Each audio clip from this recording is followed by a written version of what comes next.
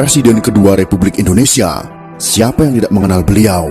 Beliau tidak lain dan tidak bukan adalah Presiden Haji Muhammad Soeharto. Lahir dari keluarga petani di Kemusuk, Yogyakarta pada tanggal 8 Juni tahun 1921 dan meninggal di Jakarta pada tanggal 27 Januari tahun 2008 pada usia 86 tahun. Jasanya kepada bangsa dan negara juga tidak bisa disepelekan. Akan tetapi bagi kaum komunis hal ini sangat bertolak belakang. Kaum komunis sangat membenci Presiden Soeharto karena beliaulah yang menghancurkan komunis di negara tercinta ini. Akibat dari dendam dan bencinya mereka, sampai sekarang Presiden kedua Republik Indonesia ini difitnah dengan masif, dengan cara memutarbalikkan fakta sejarah yang sudah tertulis di bangku sekolah dengan sistematis.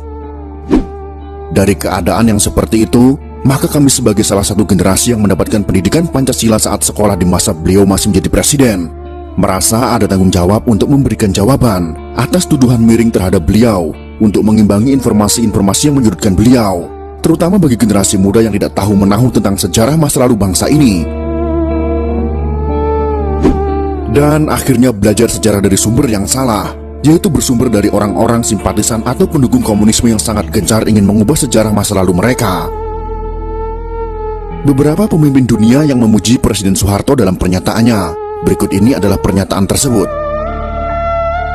Dr. Mahathir Mohamad, mantan Perdana Menteri Malaysia, mengatakan, krisis ekonomi tahun 1998 memang dirancang untuk menjatuhkan Pak Harto.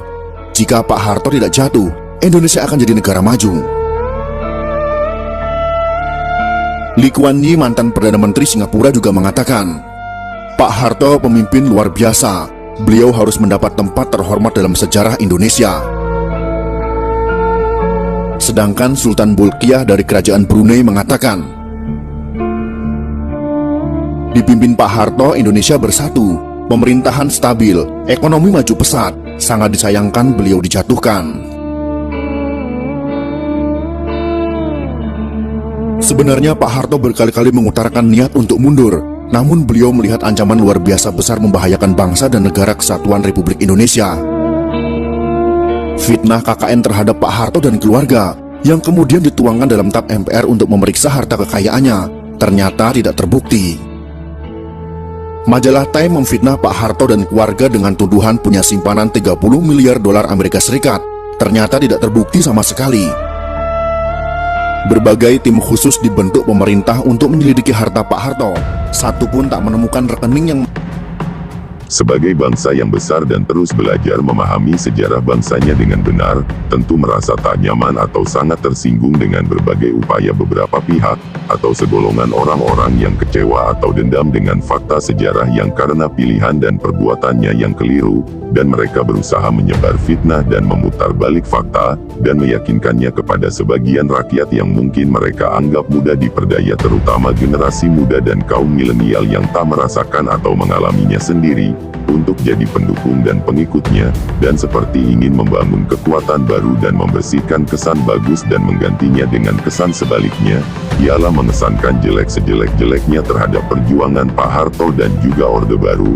Mungkin mereka berhasil, dan bikin hati sebagian besar rakyat Indonesia yang sudah memahami sejarah dengan sangat baik menjadi jengkel dan kecewa, bahkan seperti ingin mengungkap luka lama yang sudah terkubur dengan waktu, dan tidak mustahil akan memancing kemarahan rakyat yang sangat beresiko menjadi perpecahan yang abadi. Ini sangat berbahaya untuk NKRI yang katanya harga mati. Sungguh licik dan keji yang mereka lakukan itu. Harusnya mereka sadar, bukan saja fakta kebenaran itu saja yang tertulis abadi, yang mereka hadapi juga bukan tandingan. Jangan kira dengan yang ada hari ini bikin mereka puas diri dan menganggap kemenangan, lantas berbuat seenaknya mengutak-ngatik kebenaran dengan pembenaran selera mereka. Sebenarnya mereka sedang menggali kuburannya sendiri, karena kekuatan kebenaran itu sejatinya takkan hilang, dan seenaknya diambil alih. Kebenaran akan selalu hadir dan menjadi pemenang, walau dengan pengorbanan dan darah, serta korban perasaan yang dalam bila berhadapan dengan saudaranya sendiri.